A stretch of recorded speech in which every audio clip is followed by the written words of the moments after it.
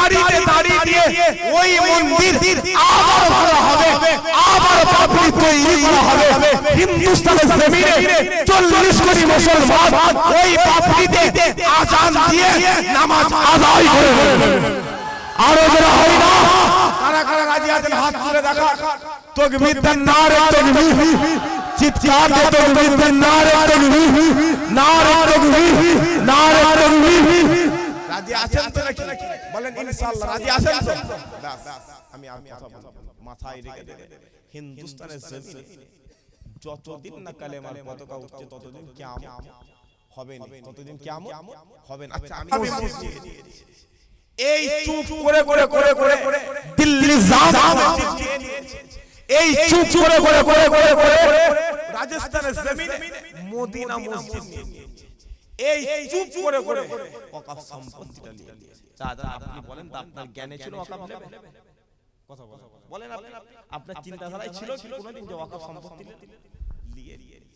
তবে হ্যাঁ আমি এটা বলে দিয়ে যাই, তোমরা যে বাবা নিয়ে নিয়েছো ভাববে না যে আমরা চুপ করে গেছি। আমাদের এই বাপ চাচারা, আমাদের এই মুরব্বি বাপ আমাদের খালে বলেছিল যে বাপ ছেড়ে দে, একটা মসজিদ গেছে তো কি হয়েছে? আল্লাহ গোটা পৃথিবীর জমিনটা আমাদের জন্য মসজিদ বানিয়ে দিয়েছে। আরো জোরে হয় না? তবে শোনো, ঘাটাতে তুমি ভাববে না, শুরুর দিকে বলেছিলাম আল্লাহ মুসলমানকে বাঘ বানিয়েছে। তুমি ভাববে না তুমি বাঘকে জঙ্গল থেকে টেনে এনে খাঁচায় বন্দী করে দিয়েছো, তার মানে ভাববে না যে বাঘ জঙ্গল ভুলে গেছে। না, বাঘের অন্তরে আল্লাহ আজ জঙ্গলকে হাজির করে রেখেছে। আরো যারা হয় না, দিন এলে যেই দিনে দিন আসবে, সময় সময় দিয়ে পাল্লায় পাল্লা দিয়ে দাঁড়িয়ে দাঁড়িয়ে দিয়ে ওই মন্দির আবার ভালো হবে, আবার পাবলিক তৈরি করা হবে। হিন্দুস্তানের জমিনে 40 কোটি মুসলমান ওই পাবলিকে আজান দিয়ে নামাজ আদায় করে। আরো যারা হয় না, কারা কারা রাজি আছেন হাত তুলে দেখা।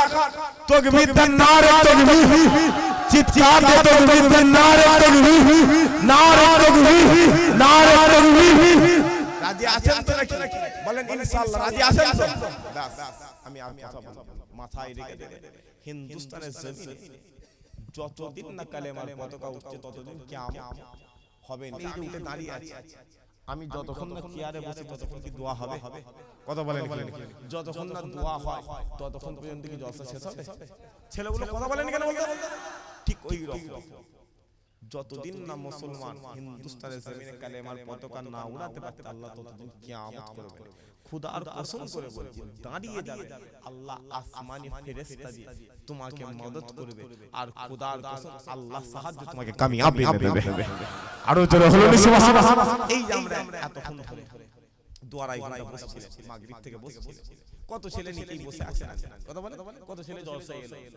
তবে হাত ধরে না, আপনাদের গ্রামের একটা ছেলে ওই অনন্তপুরে বা লাউহাটিতে বা পোলের হাটে বা ওই হারোয়াই গেছে চা কি খেতে, কথা বলেন চা খেতে খেতে চা খেতে দেখছে একটা কাফেরের বাচ্চা নবীর বিরুদ্ধে কথা বলছে। কার বিরুদ্ধে কথা বলছে? বলেন নবীর বিরুদ্ধে কথা বলছে। যখনই কথা বলছে ছেলেটা কি করেছে, চাটা ফেলে দিয়ে জুতোটা খুলে ধরাম মেরে বলছে, এই কাফেরের বাচ্চা তুই কার বিরুদ্ধে কথা বলছিস? তুই কার বিরুদ্ধে কথা বলছিস? এখন বলেন যে নবীর বিরুদ্ধে কথা বলছে সে তো মুসলমান না। কথা বলেন কি জন্য? কথা বলে যখনই এই বিষয়টা হবে, এই বিষয়টা হবে গ্রামে একটা ঝামেলা অশান্তি হবে না? কথা বলে আর যেই অশান্তি হবে থানা থেকে পুলিশ আসবে না? আপনাদের থানা কাছে পোলের হাট থানা থেকে পুলিশ এসে সর্বপ্রথম মুসলমানটাকে গ্রেফতার করে। কাকে গ্রেফতার করে? কথা বলে জিজ্ঞাসা করা কেন গ্রেফতার করছো? বলছে এলাকাটাকে শান্ত করার জন্য গ্রেফতার করছো, সকাল হলে আবার ছেড়ে দাও। বুঝতে পারছেন না? ছেলেগুলো কথা বলেন কেন? আচ্ছা আমি কি কবরস্থানে নামাজ পড়ছি না কি রে ভাই? ছেলেটাকে থানায় নিয়ে যে নাম দেখছে, নাম কি রে? আব্দুর রহমান। নাম কি রে? আব্দুস শফি। নাম কি রে? আব্দুর রাজ্জাক। 24 ঘন্টার মধ্যে ছেলেটাকে কোর্টে চালান করে দিয়েছে। কোথায় চালান? কোর্টে যাই গেছে, কোর্ট দেখছে নাম কি রে? আবু তাহের। নাম কি রে? আবু জা। নাম কি রে? আব্দুস সামাদ। নাম কি রে? আব্দুল খলিল। 5 বছরের মধ্যে ছেলেটা ফাঁসি দিয়ে দিয়েছে। ক বছরের মধ্যে? 5 বছরের মধ্যে। 5 বছরের মধ্যে ফাঁসি হয়ে গেল। ছেলেটার লাশটা কি সঙ্গে সঙ্গে আপনাদের অনন্তপুরে চলে আসবে? কত কথা লাশ কি হবে? পোস্টমর্টম হবে। লাশটা কি হবে? বলেন বলেন। পোস্টমর্টম হবে। কিন্তু ছেলেটার রূহ আল্লাহর দরবারে পৌঁছে গেছে। কার কাছে? আল্লাহর কাছে। আল্লাহ বলছে এ বল 25 বছর হায়াত দিয়েছিস কি আনলি? 30 বছর হায়াত দিয়েছিলাম কি নিয়ে এসেছিস? 40 বছর হায়াত দিয়েছিলাম কি নিয়ে এসেছিস?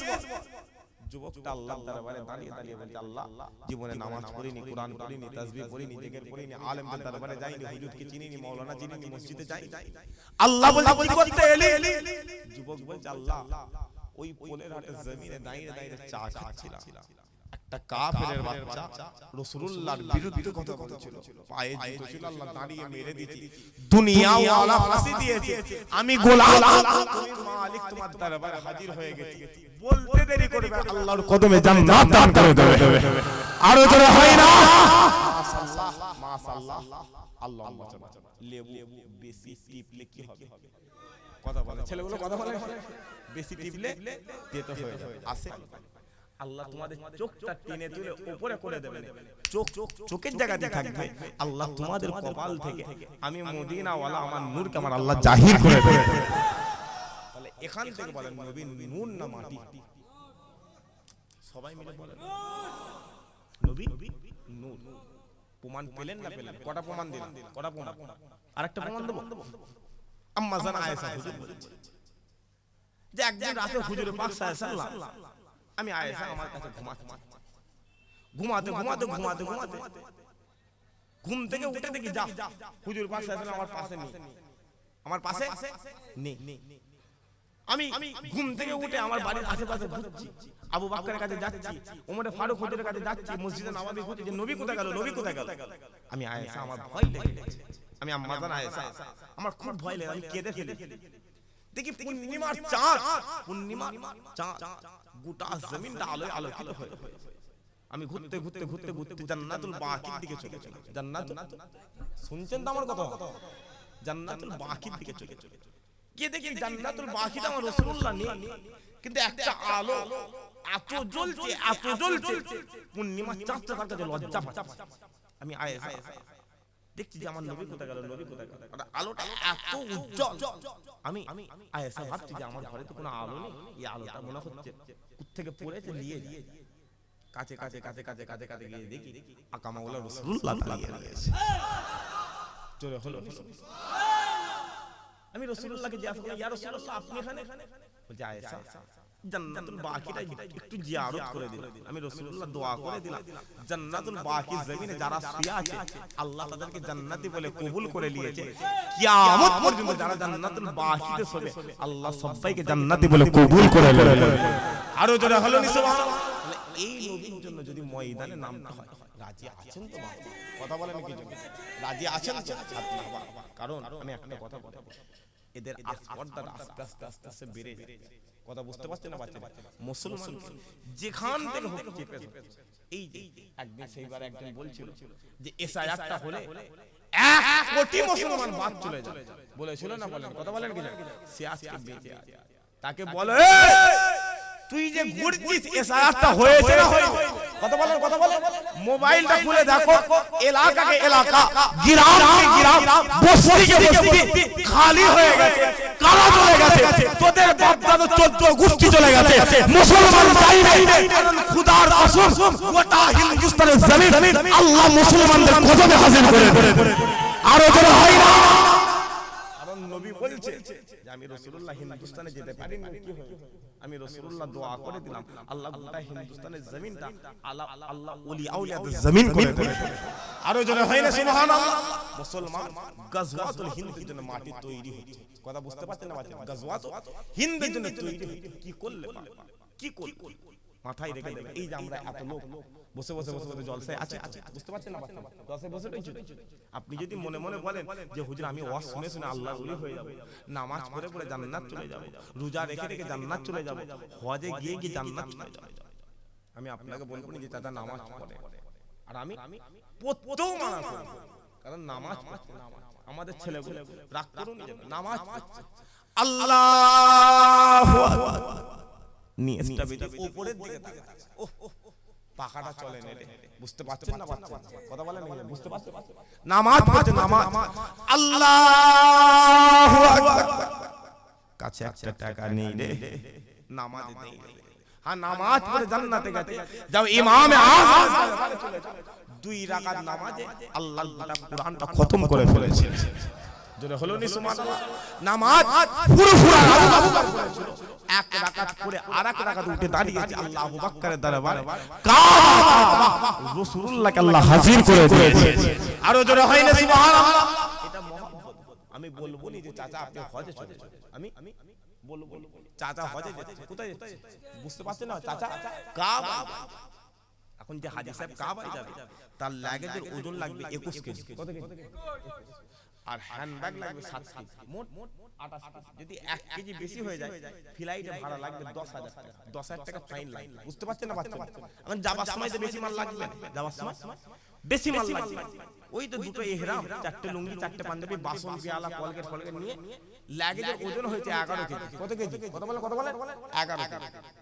এখন চাচা দেখি রাতের অন্ধকারে ওই লাগেজের মধ্যে 2 বান্ডিল বিড়ি নিয়েছে, শুনছেন না, ক বান্ডিল, ছোট নয়, এটা কথা বলেন বড়, ছোট নয়, কি বড়, 4 ডজন পান নিয়েছে, কত জন, 4 ডজন, 3 কোটো সিপ নিয়েছে, 3 কোটো খয় নিয়েছে, গোটা 4 কেজি উপরে নিয়েছে, শোনা কথা বলছি না, চোখে দেখা কথা, চাচাকে জিজ্ঞাসা হয়েছে, চাচা কি গো, বলতে বাবা চুপ, ঘরের লোক কেউ না জানে, কেন, বলছে এটা খেয়েই আমি হজটা করব, বুঝতে পারছেন না পাচ্ছেন, এটা খেয়ে কি করবে, টানতে টানতে কি করবে, কথা বলেন হজ করবে। আচ্ছা আপনাদের এলাকায় হিন্দু বলে একটা ধর্ম আছে, কথা বলেন, এরা কথা বলেন, মরে গেলে কি করে, পুরানোর আগে কি খায়, এরা কি আল্লাহর ওলি না কি রে ভাই, কি খায়, মদ খায়, তাকে জিজ্ঞাসা করালে তুমি মদ খাচ্ছ কেন, বলতে একটা সুস্থ মস্তিষ্কের মানুষ কোনদিন মানুষকে পুরাতে পারবে না, অথবা আমি মদ না খেলে একে পুরাতে পারবো না। চাচা বলছে আমি এটা না খেলে হজ করতে পারবো না, দুজনের মধ্যে কোনো পার্থক্য আছে, কথা বলেন পার্থক্য আছে, এই হজের সওয়াব দরকার, বাপের চেহারার দিকে একবার মায়ার নজরে তাকাবে, খোদার কসম করে বলছে আল্লাহ কবুল হজের সওয়াব দান করে দেবে, আরো জোরে হয় না, মাথায় রাখবেন নবীর জন্য কি করলো, আমি বলছি আমরা ইসলামের জন্য কি করলো, কানে আযান দিয়ে মুসলমান হইতে, আর মুসলমান বেলাল হুজুরের দরবারে চলে, কোন বেলাল, যে বেলাল হুজুরকে মেরেছিল, মার খেয়েছে বাবা, কটা কেস খেয়েছে, কটা জামিন নিয়েছো, কজনের জন্য তুমি দাঁড়িয়েছো, যাও বেলালের দরবারে চলে, মক্কার কাফেররা বেলাল হুজুরকে মেরেছে, কেমন মেরেছিল, হুজুরের কাঁচা দাড়িটাকে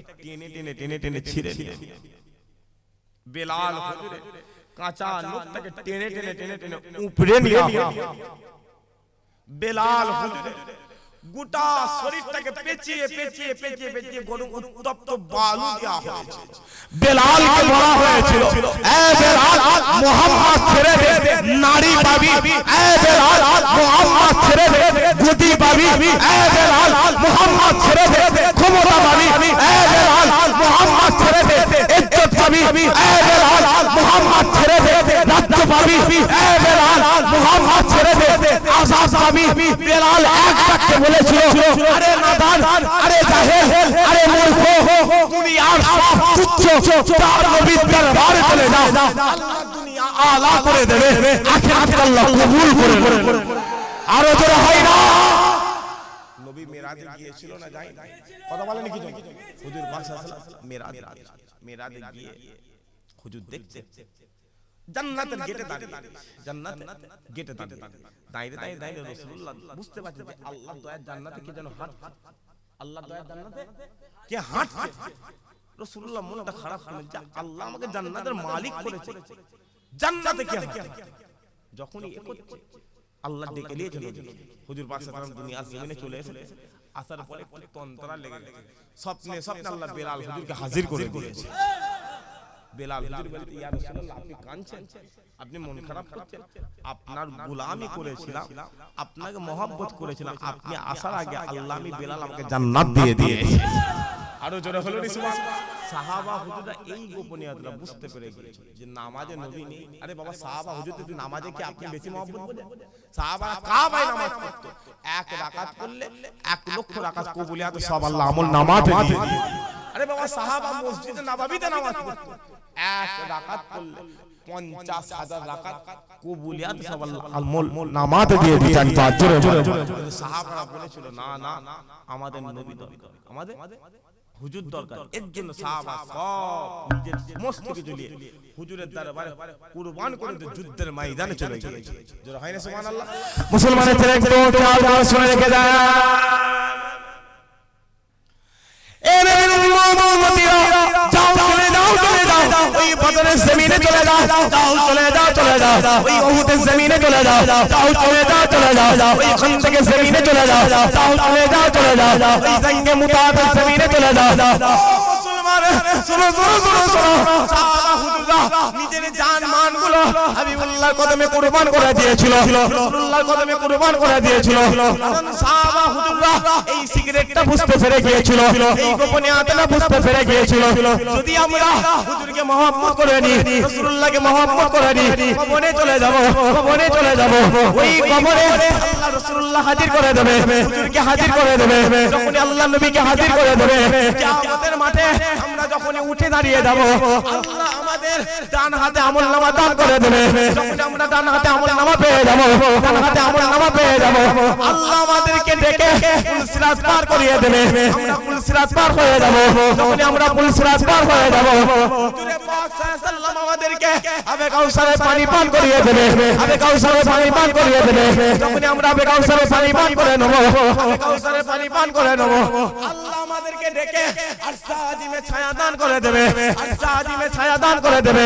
যখন আমরা আরশে আজিমে ছায়া পেয়ে যাব, আরশে আজিমে ছায়া পেয়ে যাব, আল্লাহ আমাদেরকে ডেকে আল্লাহর দয়ার জান্নাত দান করে দেবে। যখন আমরা জান্নাত পেয়ে যাব, যখন আমরা জান্নাত পেয়ে যাব, ওই জান্নাতের মধ্যে আমার আল্লাহ গোটা জান্নাতীদেরকে ডেকে বলবে, এ গোলাম আয় চলে আয় চলে আয়, তোমরা গোলাম আমি মালিক, আমার দরবারে চলে আসো। আমার আল্লাহ ওই জান্নাতের মধ্যে সমস্ত জান্নাতীদেরকে ডেকে ৭০,০০০ পর্দা সরিয়ে আল্লাহ দিদার দান করে দেবে।